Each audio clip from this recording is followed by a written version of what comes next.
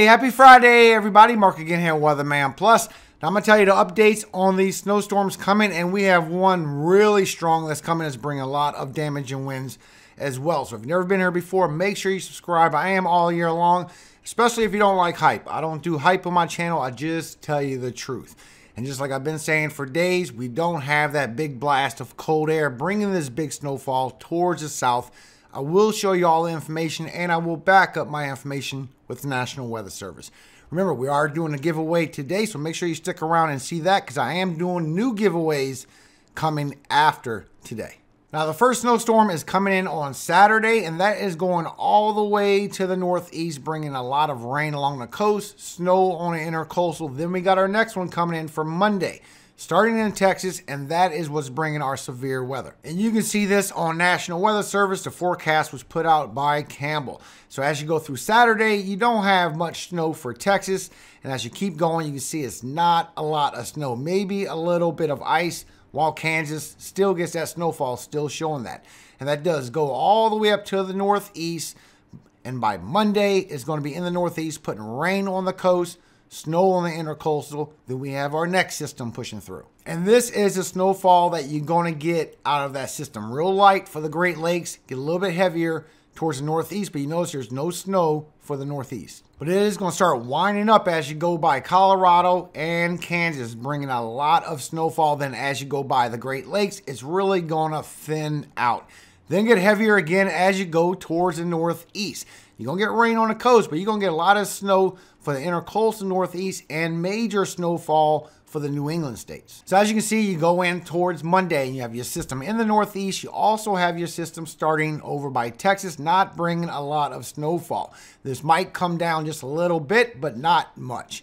As it goes up towards Ohio Valley, bringing major snowfall, a lot of precipitation as you go through Wednesday and Thursday out through the northeast with another surface low forming by the New England states. And you can see that here, while you have that system in the northeast for Monday, you have the next one pushing through. And as you can see with National Weather Service, you're not getting a lot of snow. I've been trying to tell y'all that for a week now, that this snowfall is not happening.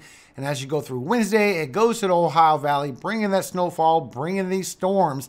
Then it'll bring a little bit of snow on the intercoastal northeast as you get that surface low by the New England states. And you can see on your 2-meter temperatures as you go through Monday that you don't have a lot of freezing temperatures passing through. Just for the panhandle of Texas for the south, that's what it's always showed. And then it warms right back up as you go through Tuesday as that moves along. And just like I said before, the temperatures are going to come after the storm passes and chase after the precipitation. It's not going to be that big snowfall. And you can see this on your temperature outlook. So for the next 6 to 10 day outlook, your coldest area is still going to be over the southwest, and it's just going to a slight risk for the south. And as you go 8 to 14 days, it starts pushing away, and you get an anomaly for cold air up here towards the west.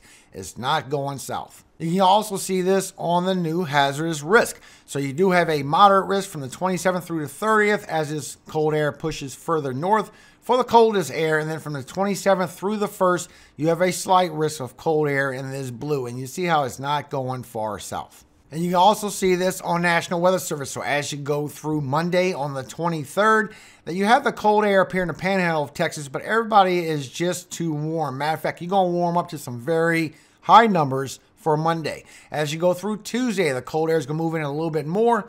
Still not cold enough to bring any of this southern snowfall, and it is going to warm right back up. But once you go through Wednesday, that's where the cold air is starting to come in. Your storm already passed by, and as you go through Thursday, it moves further along down the south. And you can see this with the GFS. GFS has always been right. I've been trying to update y'all, letting y'all know that the Euro is the outlier, guys. So as you go through Monday, it is bringing a good swath of snow. Then it goes heavier towards the Great Lakes as it moves through Wednesday and out through the northeast for Thursday. And you see how it's bringing snow for the intercoastal northeast and a lot of rain on the coast. It's not bringing all that major snow in the northeast. But as that system moves through for Monday, for Tuesday and Wednesday, we do have a 15% outlook for severe weather. I see damage and winds and chances for hail so far. And the people that's in this risk is New Orleans, Louisiana, Montgomery, Alabama, Mobile, Alabama, Columbus, Georgia, and Metairie, Louisiana. And you can see with your dew points that they raise way up for Monday. Very warm temperatures. That's mainly why you're not getting that snowfall as it moves through for Tuesday and Wednesday, and then going out through the East Coast. This is bringing damaging winds as well. But you do see it is bringing a line of storms as you go through Tuesday, and as you go through Wednesday, maybe get a squall line moving through the south as it goes east, out the east, into the Atlantic for Wednesday and Thursday. But it is bringing some hail, so you can see you do have lightning strikes as you go through Monday and Tuesday, and you can't get snow with all that lightning going on, especially in the south. If you're from the south, you already know this. And as it goes through the south, you can see how you get a lot of white, and the lightning strikes, that's indicative to hail. Matter of fact, large hail in the white as you go through Tuesday, and then it starts mottling down as you go through Wednesday. But when you look at your lower level winds, you can see that there's a lot of winds that's going to be moving in front of the system. And you see the white, this is indicative to damaging winds passing through for Tuesday and for Wednesday as it goes out and brings a lot of damaging winds all the way to the East Coast. And it's widespread 40 and 50 miles per hour wind gusts with more along the coast. And you can see how it's 40 miles per hour wind gusts, but as you go through the south for Tuesday and Wednesday, it is bringing 40 and 50 miles per hour wind gusts and picking up with intensity as it goes towards the northeast and bringing chances for 60 along the coast, 70 further in the Atlantic. So this is going to bring damaging winds with it. And through it all the way till Saturday, this is going to be your snowfall rates on both of these systems. Major snow coming in from Colorado, Kansas, even getting some of Nebraska in it as you go through Missouri, Iowa, possibly major snow as you go to the Great Lakes. And this is bringing a lot of snowfall towards Ohio Valley and major snowfall towards Michigan. Michigan, I'm showing you have a chance for over a foot wide spread between these two systems. As it goes to the northeast, you're getting rain along the coast, but intercoastal northeast is getting a good chance for major snow and a lot of snow for the New England states, still showing 2 feet or more. And you can see the difference with the other models. Now, the Canadian is actually the closest to the truth of what National Weather Service says.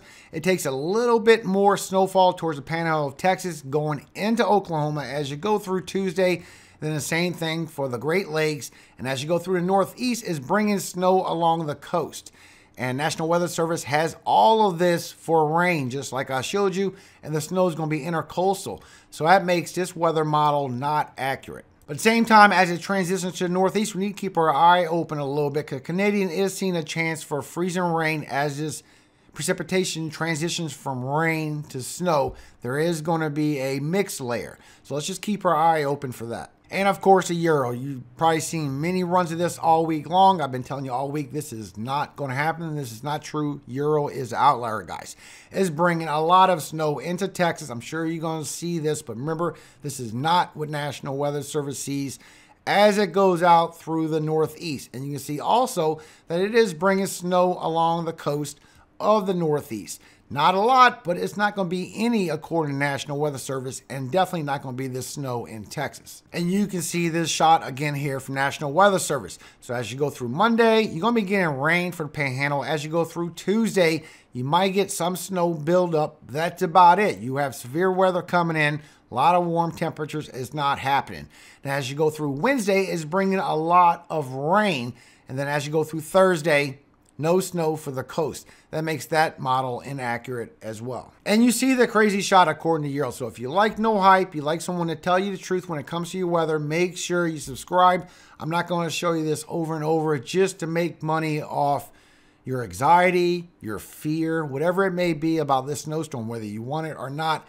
I'm going to just tell you the truth. Plus, we are doing our last giveaway of the Tempest weather station today. I couldn't work things out with a company. They didn't want to work with me for all year long. And I want to do this all year for 2023. I've been doing it over a month now. I have something new I want to do, and I think it's going to be way better. And I am bringing those generators back. Matter of fact, if you didn't watch my last video, I already ordered 4 of them. And I'm going to give them away once a week while I'm still giving away these weather stations. Not these, though.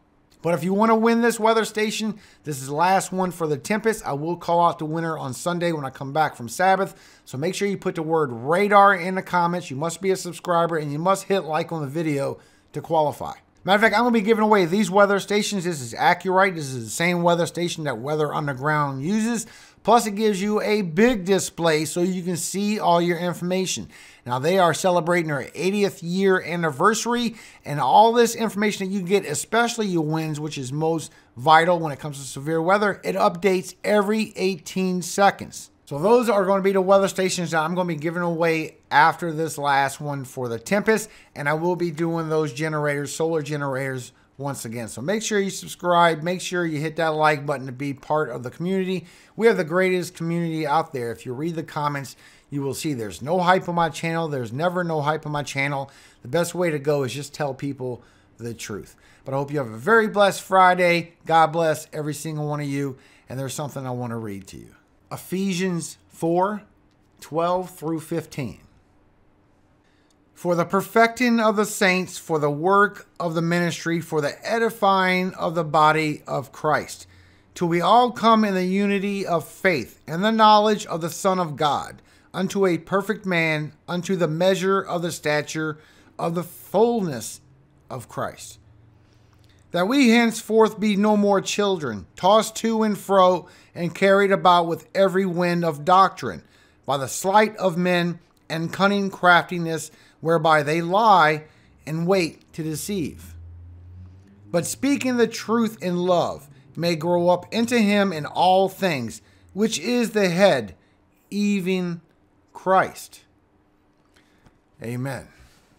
I will always tell you the truth, so make sure you subscribe if you rather hear truth rather than lies and hype just to get you to like me. Hopefully you like me just for telling you the truth, but you will always find truth on my channel. May you have a very blessed Friday. God bless every single one of you. If you've never been here before, unless lives are at risk, Sabbath is from Friday to sundown Saturday. And I take it every week, and I don't upload till Sunday because God says if you are a lover of him, you will honor Sabbath. So you can't tell who's who when Sabbath is coming around and who does go to work. Just keep that in mind. We should always be followers of the truth, guys. There's so much lies out there, so much hype. It's hard to even know the truth. But remember, above all things on my channel, all glory always goes to God, our Father in heaven, Yahweh. And if you never met him before, I highly encourage you to pray to him. He loves to answer prayers. He's not here just to judge you and damn you. He's here to save you. We all need saving. Especially in these times, you have to see, even with your eyes closed, that things are getting pretty crazy out there. Trust in the Lord. He will help you through anything you are going through, and you will be on top at the end of it. Just believe in God. He believes in you. You're worth dying for. Stay positive. Stay encouraging. Spread love. And most of all, spread the truth. Amen. Hallelujah. Have a great Friday, every single one of you.